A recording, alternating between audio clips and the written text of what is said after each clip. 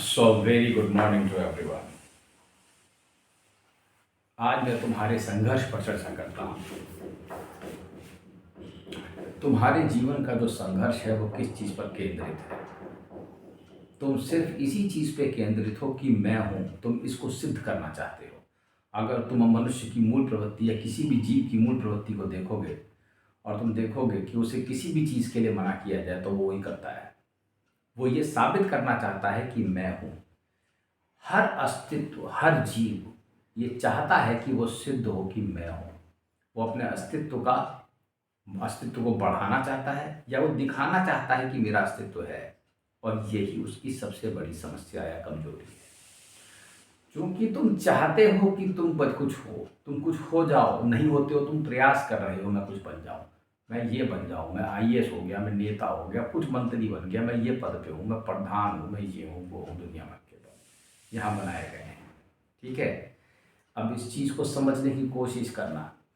इस अस्तित्व को बनाने के लिए कितनी तुम मेहनत करते हो, तुम पूरा समय इसमें अपना लगाते हो, पूरे जीवन जी तोड़ मेहनत करते हो, पर तुम्हारा अस्तित्व स्थापित ही नहीं होता, वो खत्म हो जाता है तुम्हारे खत्म होने के साथ।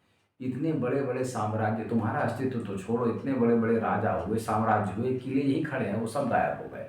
सबने कोशिश की कि हमारा अस्तित्व हो जाए, लेकिन अस्तित्व है कि होने का नाम नहीं ले रहा है। क्योंकि वो अस्तित्व हो ही नहीं पा रहा है, क्योंकि उनका प्रयास ये था कि मैं हूँ, मेरा एक्सपेंशन हो, कोई राजा हो, मेरा साम्राज्य बढ़ता रहे। लेकिन उसका साम्राज्य नहीं बढ़ रहा है। वो तो जैसे वो तभी तक रहता है जब तक है वो, उसके बाद गायब हो जाता है। अगर मान भी लिया जाए कि वो उसका था, क्योंकि वो कभी था ही नहीं, हकीकत तो यही है। तो थोड़ा बारीकी से समझना मेरी बात को। तुम्हारे होने का अस्तित्व, तुम जिस जिस चीज़ के लिए इतनी मेहनत करते हो कि मैं हूँ, यही तुम्हारी समस्या है। तुम स्वीकार करो कि तुम नहीं हो, मैं तुमसे कहूँगा।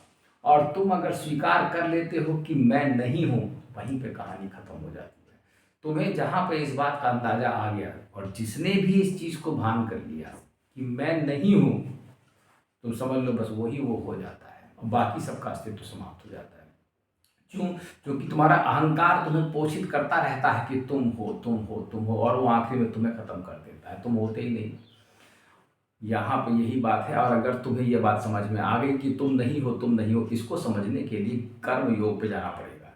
कि कर्म योग की व्याख्या कि मैं नहीं हूँ, जितना भी मतलब कर्म ऐसे होना चाहिए कि मैं कुछ करता ही नहीं, सारे काम प्रकृति द्वारा किए जाते हैं। जो इसमें भेदन देख सकता है, ठीक है, जो इसमें भेदन देख सकता है, वो जानता है कि वो कभी था ही नहीं, क्योंकि वो कुछ नहीं करता है।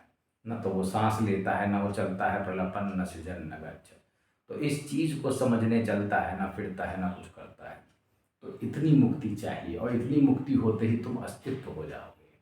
अब तुम विचार कर लो कि तुम कितना संघर्ष कर रहे हो अपने जीवन में अपने अस्तित्व को बचाए रखने के लिए। इस जीवन के लिए तुम कितने ललायत हो कि मेरा जीवन रहे, मेरी मृत्यु ना हो। पर वो तो आनी ही है, और अस्तित्व बचना नहीं।